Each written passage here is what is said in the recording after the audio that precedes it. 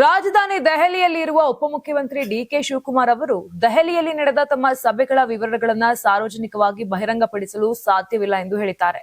ಕರ್ನಾಟಕ ಭವನದಲ್ಲಿ ಮಾಧ್ಯಮಗಳ ಜೊತೆ ಮಾತನಾಡಿದ ಡಿಕೆಶಿ, ನಾನು ದೆಹಲಿಗೆ ಬಂದಾಗ ಎಲ್ಲರನ್ನೂ ಭೇಟಿಯಾಗುತ್ತೇನೆ.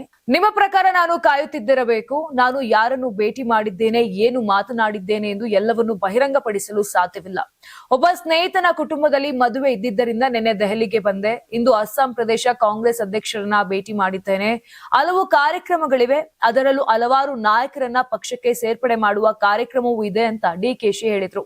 ನೀವು ಸಣ್ಣ ಆಗ್ಬೇಕಲ್ವಾ? ಅದು ಒಂದು ಉತ್ತಮ ಆಹಾರದಿಂದ ಸಣ್ಣ ಆಗ್ಬೇಕಲ್ವಾ? ಪ್ರತಿದಿನ ನಮ್ಮ ಜೀನಿ ಸ್ಲಿಮ್ ನ ಯೂಸ್ ಮಾಡಿ ಯಾವುದೇ ಸೈಡ್ ಎಫೆಕ್ಟ್ ಇಲ್ದಂಗೆ ನೀವು ಸಣ್ಣ ಆಗ್ತೀರಾ. ಇನ್ನು ಕೆಪಿಸಿಸಿ ಅಧ್ಯಕ್ಷರಾಗಿ 6 ವರ್ಷಗಳನ್ನ ಪೂರ್ಣಗೊಳಿಸುತ್ತಿರುವ ಬಗ್ಗೆ ಕೇಳಿದಾಗ, ನಾನು ಶಾಸಕರು ಮತ್ತು ವಿಧಾನ ಪರಿಷತ್ ಸದಸ್ಯರಿಗಾಗಿ ಔತಣಕೂಟ ಸಮಾರಂಭ ಏರ್ಪಡಿಸಿದ್ದೇನೆ. ಸೋತ ಅಭ್ಯರ್ಥಿಗಳು, ಜಿಲ್ಲಾ ಅಧ್ಯಕ್ಷರು ಮತ್ತು ಬ್ಲಾಕ್ ಅಧ್ಯಕ್ಷರಿಗಾಗಿ ಮತ್ತೊಂದು ದಿನ ಔತಣಕೂಟ ಆಯೋಜಿಸುತ್ತೇನೆ. ದೆಹಲಿ ಭೇಟಿ ಬಗ್ಗೆ ಯಾವುದೇ ಚರ್ಚೆ ಅಗತ್ಯವಿಲ್ಲ. ಡಿನ್ನರ್ ಸಭೆ ಇದೆ, ಅದರ ನಂತರದ ದಿನ ಸಿಎಲ್ಪಿ ಸಭೆ ಇದೆ ಅಂತ ಹೇಳಿದ್ರು.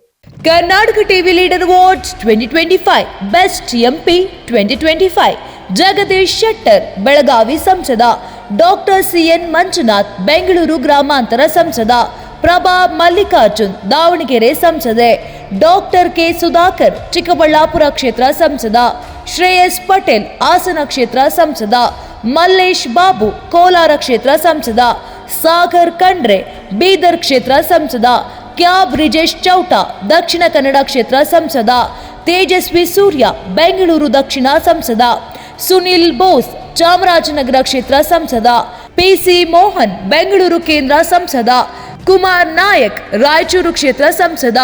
ಕರ್ನಾಟಕ ಟಿವಿ ವಾಟ್ಸ್ಆಪ್ ಚಾನೆಲ್ ಮೂಲಕ ವೋಟ್ ಮಾಡಿ ಹಾಗೂ ಇವರಲ್ಲಿ ಬೆಸ್ಟ್ ಎಂಪಿ ಯಾರು ಕಮೆಂಟ್ ಮಾಡಿ.